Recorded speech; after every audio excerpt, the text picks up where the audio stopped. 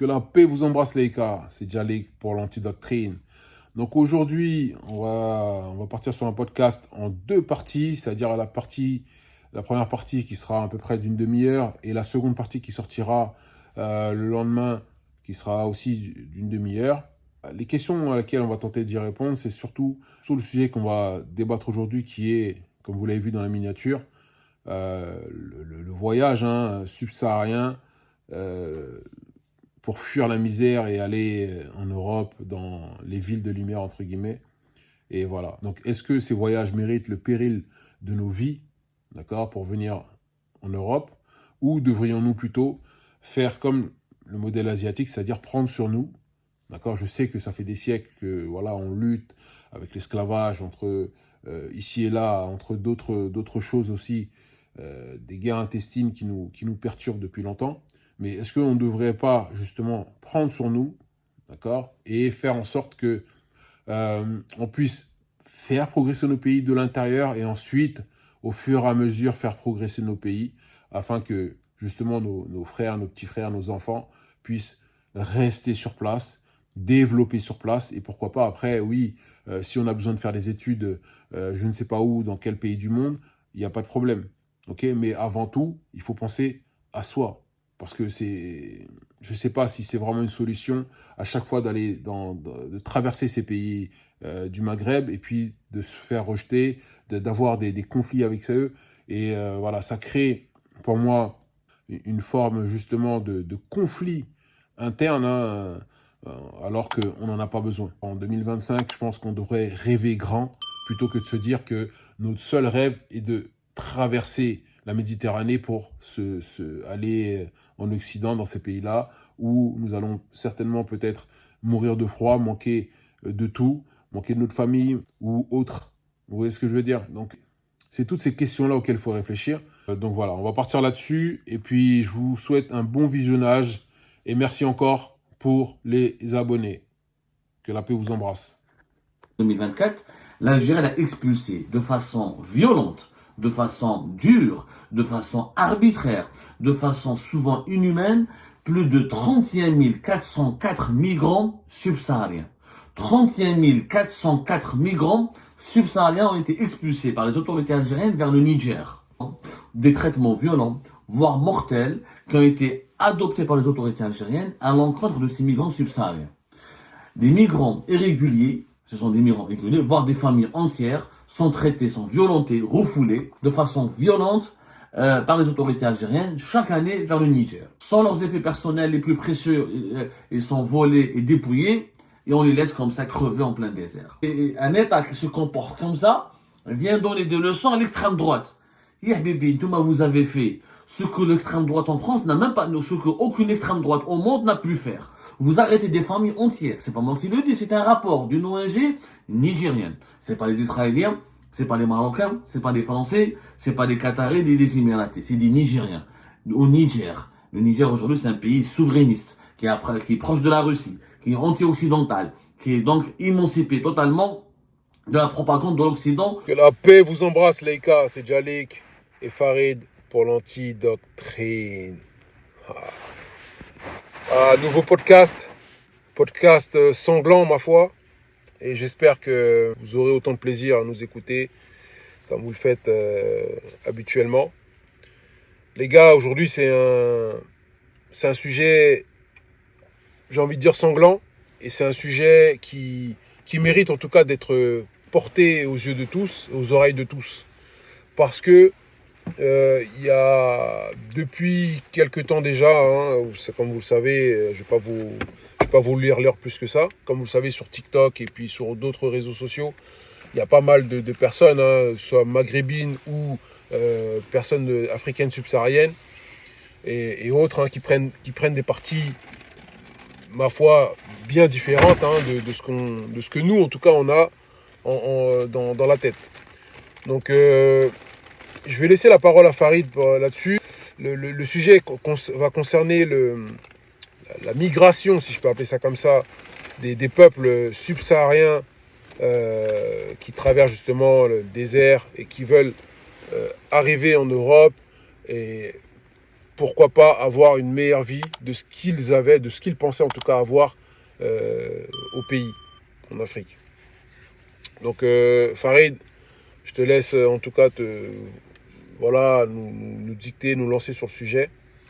Bonjour à tout le monde. Donc voilà, on va parler ce soir des migrants, de la migration des Africains, très précisément, qui devient quelque part un fléau, puisqu'on entend chaque semaine des embarcations qui coulent ou des personnes lâchées en plein désert. On parle de milliers de personnes à chaque fois.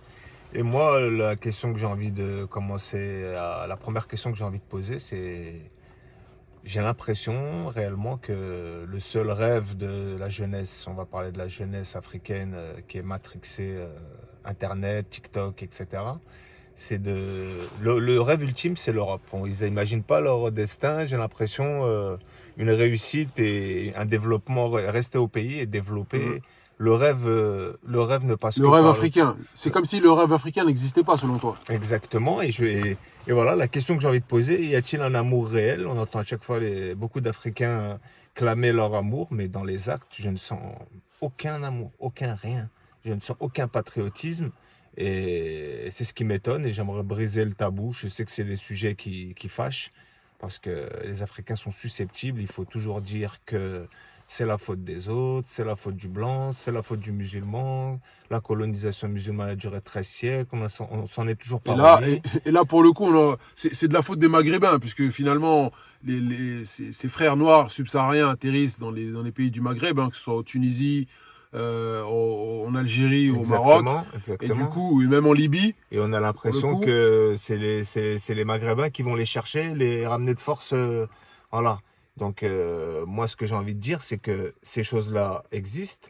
Il y a des injustices qui existent. Il y a d'ailleurs une histoire là en Algérie d'une ONG nigériane qui parle de plus de 30 000 migrants.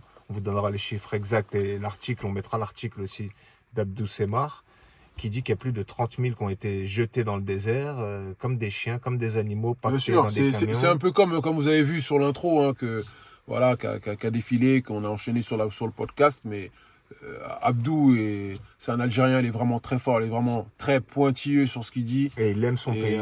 Il aime son pays avant tout, il faut bien le rappeler. Et comme beaucoup qui aiment leur pays, ils dénoncent, parce qu'il faut dénoncer pour... Il aime son pays et il aime l'Afrique, excuse-moi. Il aime l'Afrique, voilà. Très exactement. Parce que sinon... il aime tout le continent, c'est-à-dire les Noirs qui sont à l'intérieur, comme les Maghrébins qui sont à l'intérieur.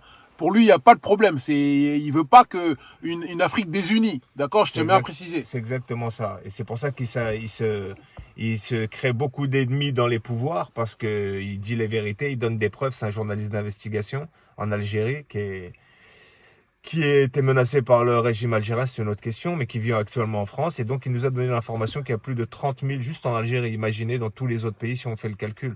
Juste cette année, là, en 2023, il y a plus de 30 000 qui ont été jetés, qui sont morts de faim, morts par rapport à la chaleur. 31 404. 31 404, donc c'est énorme. Et voilà, il faudrait briser la glace et arrêter d'avoir des discours simplistes, c'est-à-dire racistes, pas racistes. Non, il faut dénoncer et il faut trouver la solution pour que notre jeunesse rêve d'autre chose que d'Occident. Et les drames se multiplient, sans parler que moi, je vais très souvent en transport à Paris, j'habite en banlieue parisienne, mais le nombre, je n'ai jamais vu ça. J'ai 42 ans, j'ai beaucoup bourlingué sur Paris et la région parisienne, je n'ai jamais vu autant de migrants à la rue. Ils sont situés à peu près où? C'est-à-dire toujours en Max Dormois, Port de la Chapelle, parce qu'avant ils étaient beaucoup là-bas, les pauvres. Franchement, là, ils sont un peu partout, quoi. Ce qui m'a étonné, c'est que maintenant ils sont un peu partout, ils sont à Porte Clichy, ils sont à Place Clichy, ils sont à Pigalle, ils sont partout. Où ils peuvent mettre une tente, ils mettent ça, et dans un parc, ils sont là, ils se mettent à 4-5. Très honnêtement, comme on vous a dit dans le podcast, on va tenter de voir si on peut avenir à une solution, parce que là, ça devient vraiment problématique. Ça devient vraiment On se fait insulter de toutes parts, et parfois, c'est vrai, il est dur. Je sais que ça peut être dur quand on voit des Français qui parlent mal sur nous, mais voilà, ça peut en tout cas... Ça peut leur donner raison. Cette espèce d'accoutrement lorsqu'on voit que voilà notre pays se dégrade, comme la vidéo que j'avais fait sur le président tunisien dans mes débuts. c'est vrai que j'étais assez vexé de la manière dont il avait parlé, mais quand on voit que voilà, ton pays se dégrade par rapport à des gens qui mettent des tentes partout, des gens qui peuvent venir peut-être agresser ta population, donc tu as l'impression, toi, en tant qu'autorité d'État, est-ce que tu peux vraiment protéger ta population? Donc en fait, les gens, faut se dire aussi une chose. Moi, je suis pas en train de défendre qui que ce soit. Hein. Sachez bien, hein, d'accord, les gars, vous savez comment je suis sur l'antidoctrine. On aime bien voir de l'autre côté du miroir. Et il faut se mettre aussi, à un moment donné, à la place des chefs d'État. Exact. Et qui puissent se dire aussi, mais attends, c'est-à-dire les gars, ils t'ont élu, en tout cas, entre guillemets, hein, s'ils t'ont élu, voilà, on sait très bien comment ça se passe en Afrique. Mais en tout cas, t'es là, t'es à la place de chef d'État. Donc t'as des gens qui se plaignent, des gens de ta population qui se disent, oui, mais là, attends, il y a plein de noirs là qui sont en train de là, venir, ceci, cela, mais toi, qu'est-ce que tu vas faire? Tu vois, en fait, ils attendent une réaction de ta part. Ils attendent que tu puisses justement mettre ta main à la pâte pour pouvoir régler le souci. Et parfois, notre problème, en tout cas en tant qu'Africain, Maghrébin, tout ce qu'on veut, c'est que malheureusement, parfois, la manière de régler les choses, c'est des manières assez primitives, dans le sens que c'est la violence. Exactement. On ne sait pas trouver de compromis, on ne connaît pas Hein? la diplomatie. Oui, c'est un peu ça, c'est la violence. Mais moi, je pense que par rapport à ce qu'on a vu au début, hein, dans l'intro, quand Abou parlait, je pense qu'il a raison sur un point, sur le fait que lorsqu'il dit que justement, que depuis quelque temps, ben, il y a des malversations par rapport aux migrants qui sont agressés, qui sont justement humiliés. Et qui alimente des réseaux. Hein, qui alimentent des réseaux, et surtout que, je veux dire, l'Algérie, moi, comment j'ai connu l'Algérie, même connu des Noirs qui ont habité là-bas pendant quelques temps, ils m'ont toujours parlé des Algériens, franchement, la plupart du temps, en bien. Et c'est vrai, très accueillant. Ils sont accueillants, et voilà, ils sont pleins de fierté, c'est vrai, mais en tout cas, c'est un peuple accueillant, comme les gens du Maroc. Ils n'ont pas de... Moi qui ai même vu la Tunisie, ils n'ont pas de... Franchement, tu peux ressentir des fois un petit racisme sur certaines personnes, certains Google. Mais très honnêtement, tu les recadres, tout de suite, ils reviennent à, ouais, c'est vrai, non. Permets-moi de dire une petite parenthèse. Il y en a beaucoup que je vois sur TikTok. Ce n'est pas des exemples, ils ne représentent pas l'Afrique, mais beaucoup d'Africains en tout cas, qui crachent sur l'Algérie. Moi-même, je suis marocain, hein, qui crachent sur l'Algérie, le pouvoir algérien et les Algériens. Mais si vous êtes indépendant aujourd'hui, c'est une grande partie, le centre de la résistance africaine se passait sur le terrain algérien, tout le monde le sait. Vous allez lire un petit peu, il y a des reportages sur ça. C'est ça. Donc, en fait, ne les gens faites l'oublient pas ça. passer pour ce qu'ils ne sont pas. C'est ce que je voulais dire. C'est ça. En fait, exactement. C'est-à-dire que c'est un peu comme tout le problème où les gens ils vont dire, oui, l'islam, ils vont mélanger l'islam avec les humains. C'est-à-dire que chaque personne a sa bonté, chaque personne a sa méchanceté, a sa fausseté. Exactement. D'accord? Donc, effectivement, les Algériens, pour être clair, les Algériens ne sont pas tous comme ça, d'accord? Ça, je tiens à le rappeler, à préciser comme ils soient. Les Marocains, qui parfois font du mal aux frères noirs, ne sont pas tous comme ça. Pareil pour les Tunisiens, d'accord? Moi qui les ai côtoyés, moi-même, je sais. Il faudrait pas faire croire que c'est ancré. Il y en a beaucoup qui veulent faire croire que c'est ancré depuis l'esclavage. C'est ça. Non, c'est un pouvoir en place qui a choisi ces méthodes-là. Il faut parler français, il faut articuler et dire les choses telles quelles. C'est vrai. C'est eux qui ont choisi cette politique pour pouvoir préserver leur pouvoir et pour que le peuple ne se plaigne plus des réels problèmes à l'intérieur. Donc, il faut créer un danger extérieur. Un peu comme en France. On est submergé, exactement. Tous les pays le font. Les États-Unis, tout le monde. Il faut désigner un ennemi extérieur. Pour le Mexique, Trump tout le temps, les Haïtiens, des violeurs. Les Mexicains, ils passent la drogue. Hein. Il y a des choses qui sont vraies. Et c'est vraiment dommage parce que justement, l'Algérie, un pays magnifique, a tellement de potentiel. On va pas le redire à chaque fois. Comme il dit Abdou, un État-continent. C'est un État-continent, bien sûr que oui. Il y a tout. Méditerranée, il y a tout. Il y a tout. Hein? Il y a tout. Il y a tout. Il y a de l'espace. Il y a du. En vrai de vrai, je sais pas moi. En fait, donc même pour en revenir à notre sujet et sans déborder sur l'Algérie, parce que notre sujet c'est les migrants. C'est les migrants. Mais je veux dire par là que en fait, il y a de la place pour tout le monde en Afrique. Pour tout le monde. Il y a de la place pour tout le monde. Et surtout, il ne faut pas qu'on reste endoctriné dans ce rêve de partir vivre en Europe. Cette fuite des talents. Elle a des conséquences. C'est la énormes. fuite des talents, la fuite des cerveaux, comme on dit, comme on aime les appeler. Mais bien sûr. Et c'est une réalité. C'est-à-dire sûr. que les gens de TikTok vont appuyer beaucoup sur le fait que l'Afrique ne se développe pas parce que c'est la religion, parce que elle fait ceci, cela. Non, les gars, l'Afrique a du mal à se développer parce que comme moi je vous l'ai dit, moi je suis catégorique là-dessus. Nous sommes, nous les hommes, beaucoup trop efféminés sous matriarcat, d'accord? Peut-être que ça ne concerne pas tout le monde, hein, ça je le conçois bien. Mais la plupart des peuples, nous sommes comme ça.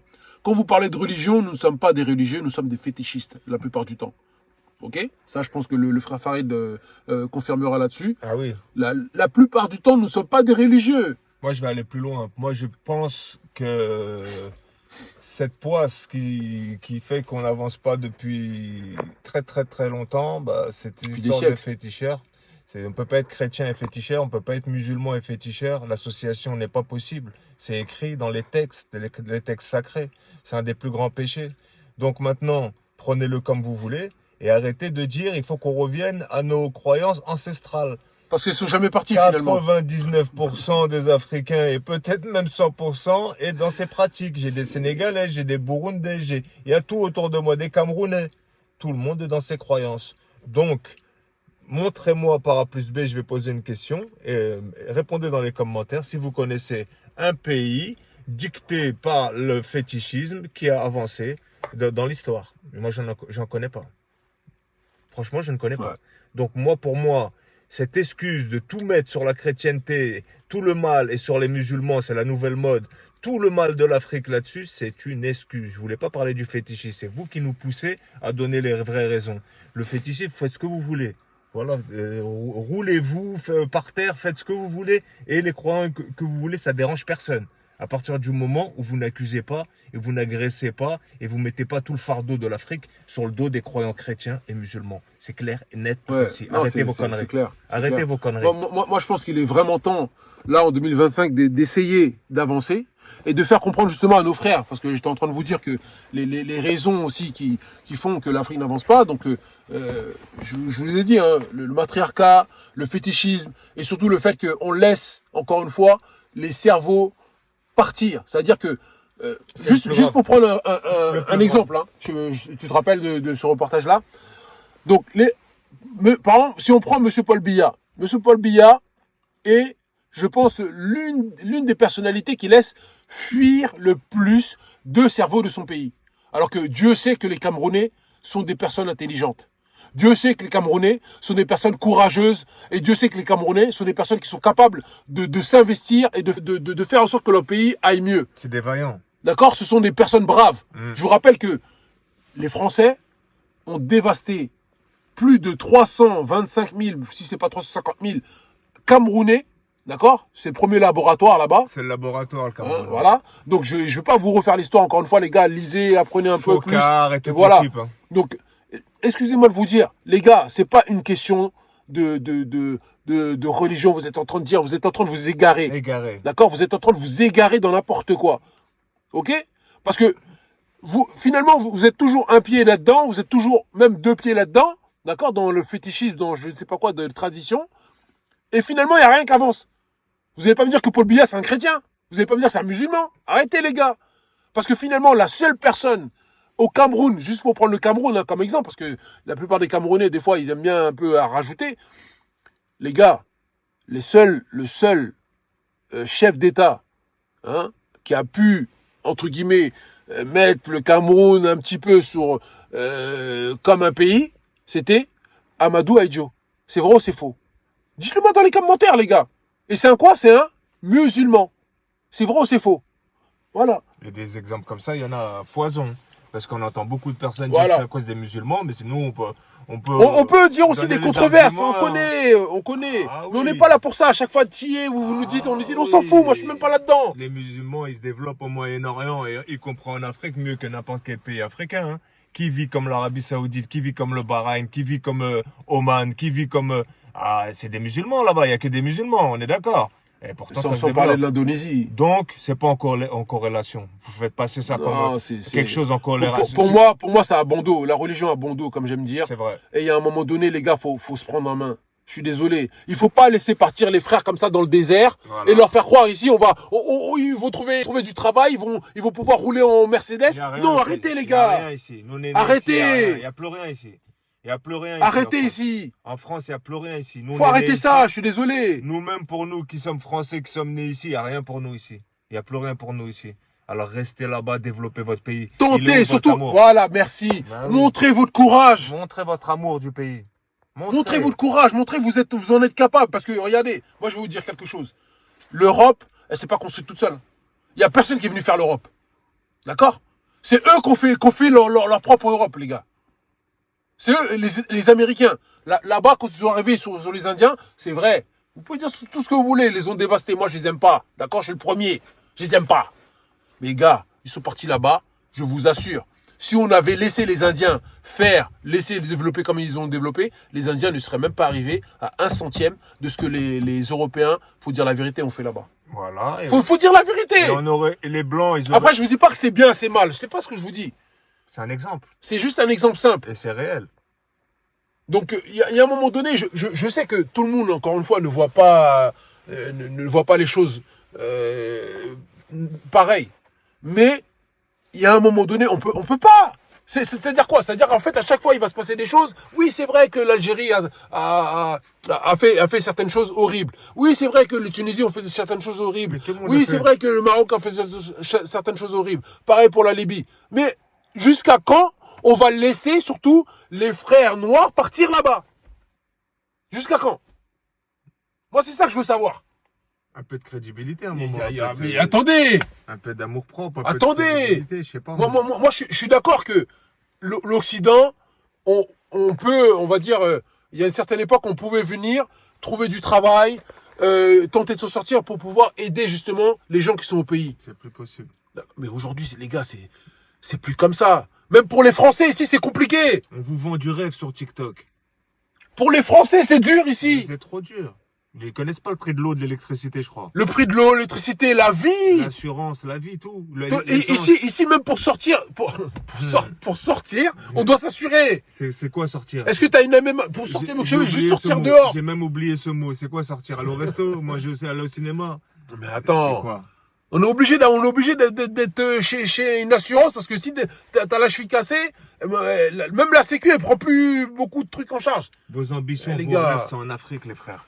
Faut arrêter les TikTok, tout ça qui vous vendent du rêve. Les mecs qui sont en boîte, sont avec des voitures de location. Ils vous font croire que tout est facile. Mais Et ici, en vrai de vrai, adore non mais dehors. Ça adore dehors. Il fait moins 2 là, hein. On est en train de vous parler là. moi je te dis vraiment, t'as eu, pour moi c'est un sujet très grave et ces personnes-là, justement pour moi elles incitent au crime.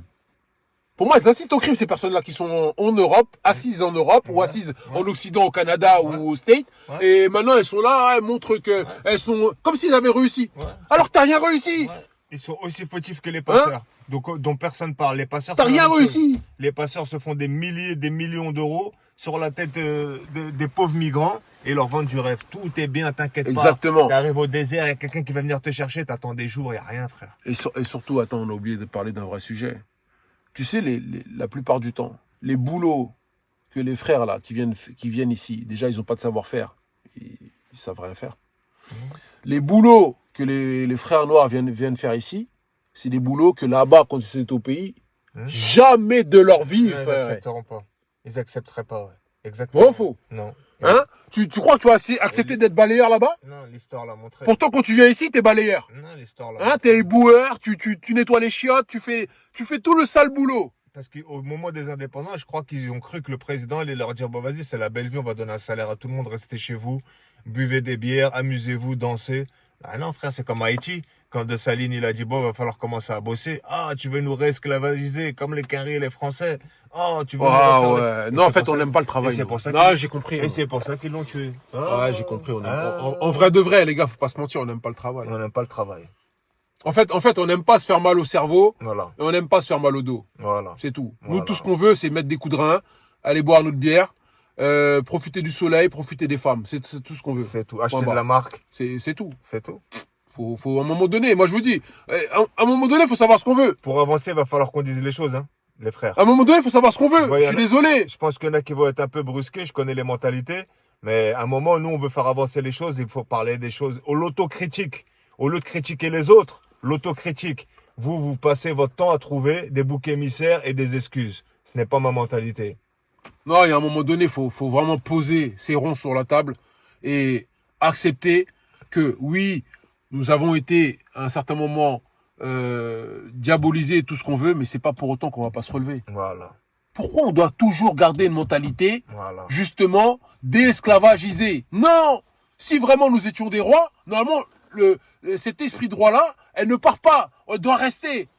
C'est ça, je comprends pas. Il n'y a pas de transmission. Déjà à l'époque, il n'y avait pas de transmission. Ouais, il n'y a pas de transmission. Il n'y a pas de transmission. Ouais, va voir c'est les ça, Turcs, le problème. va voir les Turcs, va voir plein de pays. Ouais, Ils vivent, ouais, va voir ça, la ça, Corée, j'avoue. va voir la Chine. Ils vivent que sur le passé, ils connaissent l'histoire de leur Ouais, pays. ouais, ouais. Sur le bout des doigts, le moindre bataille qu'il y a eu. Il y a la ça transmission, il y a la transmission de grandeur. Ben. C'est-à-dire que si vraiment on a été un peuple grand, il n'y a pas de raison pour que aujourd'hui on soit pas un peuple grand. Peu importe ce qu'on peut raconter. Voilà. Les Turcs au départ, c'était pas des musulmans, les Turcs. Voilà. Pas du tout. C'était un peuple divisé. C'est l'islam qui les a réunis. C'est l'islam. Et aujourd'hui, même si chez eux, il y a beaucoup de laïcité, il y a beaucoup de musulmans, mais il y a de la laïcité aussi, d'accord? Ils sont pas là en train de, et aujourd'hui, ils sont pas là en train de se taper sur les doigts. Et c'est d'ailleurs. C'est pas parce qu'il y en a un là, chez eux, peut-être même de leur famille, qui n'est pas musulman, ils s'en fichent Et totalement. Et c'est pour ça qu'ils sont partout. Et eux, ils avancent. Ils sont dans l'OTAN, ils sont partout, ils avancent, ils font du commerce avec tous les pays du monde, ils n'ont pas d'ennemis, à part les Kurdes.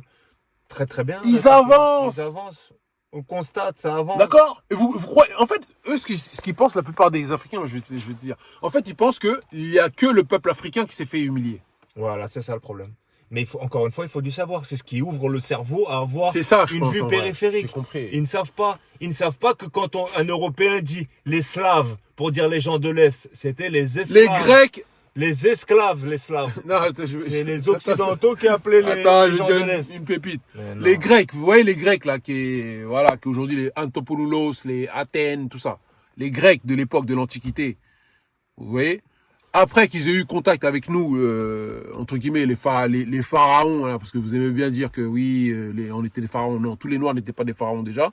Mais c'est surtout pour vous dire que dès que les Grecs ont commencé à avoir justement ce savoir-là, des anciens, tout ça, en fait, si vous voulez, dès qu'ils sont retournés en Grèce, ils ont considéré tous ceux qui ne parlaient pas grec comme des esclaves. Ça vous va ou pas? Voilà. C'est bon. Donc, il y a un moment donné, il faut arrêter de dire comme si, en fait, en gros, c'est-à-dire tout le monde était contre nous et tout le monde, en fait, voulait seulement le défaut du nègre. Et il n'y a que nous qui avons souffert. Il n'y a que nous qui avons souffert. Les gars, quand même. Une compétition de Quand souffrance. même. Il y a eu plus de 150 millions d'Amérindiens décimés entre le Nord, l'Amérique du Nord et l'Amérique du Sud. Et est-ce que vous avez déjà entendu un Indien pleurer? Sincèrement, est-ce que vous avez déjà entendu un Amérindien pleurer? Moi, j'ai jamais entendu. C'est vrai qu'on les entend peu, mais le peu qui sont dans les télés, dans les réseaux, tout ça, ils ne pleurent pas, les gars. Bon, on va parler des gens qu'on côtoie plus, les Chinois. Vous les entendez parler des deux guerres de l'opium, des deux massacres qu'ils ont vécu C'était des massacres incroyables. par la Grande-Bretagne. L'humiliation surtout, plus que le massacre. Ils se servent de ça pour se donner une force et une unité. Mais ils n'en parlent pas, ils font pas de propagande. Ils avancent, frère, ils sont dans le commerce, ils avancent. Et ils se disent pas, ah, les Britanniques, on fait pas de commerce avec eux, ils nous ont fait souffrir à l'époque. Ils sont pragmatiques. Ils font du commerce avec eux. Mais si vous faites les cons, maintenant, on va pouvoir rentrer en confrontation avec vous. Donc les Anglais les respectent. Ils les respectent comme une grande nation maintenant. Ils ont su se faire respecter. Ah oui. Ah oui. Franchement, je sais pas. Mais après, tu vois, encore une fois, quand tu vas leur parler de la Chine, ils vont te dire, oui, mais eux, ils ont gardé leur spiritualité. Mais arrêtez avec ça. Là-bas, c'est même des bouddhistes. Vous savez même pas qui a ramené le bouddhisme en Asie. Ce sont des peuples noirs qui ont ramené le bouddhisme en Asie. Donc, c'est pas une question de toi ou qui ramenait quoi, on s'en fiche. Il y a énormément de religions. On va vous donner des chiffres très précis. Il y a énormément de religions. Hein? Ah oui. Il faut arrêter de... Les gars, franchement, c'est pas pour à chaque fois vous accabler là-dessus, s'il vous plaît. Arrêtez ça. D'accord? On est là, on a un continent extraordinaire à développer. Pourquoi on ne le développe pas? Personne n'a ces terres-là, c'est Dieu.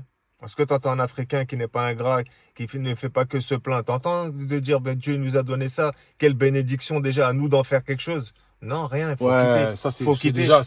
déjà un gros point que tu viens de Ouais, soulever. ouais, C'est-à-dire qu'on est ouais. ingrat. Ouais. Ingrat. Ça peut On est un pas. peuple ingrat. Ça, Peu c'est la importe- première chose. Peu importe qui tu crois, même si tu es féticheur, un ingrat, peu importe la croyance, il va pas être récompensé par son Dieu. Hein. C'est sûr et certain. On te donne et tu te rends pas compte, c'est pas assez. Mais c'est un truc de malade. Regarde ça. la petite France froide là, Waouh. sans richesse, sans pétrole. Frère, ils Waouh. avancent, cousin. Pas avec les moyens Sans du bord. minerais, sans rien du tout. Ben ouais, avec les moyens du bord, cousin.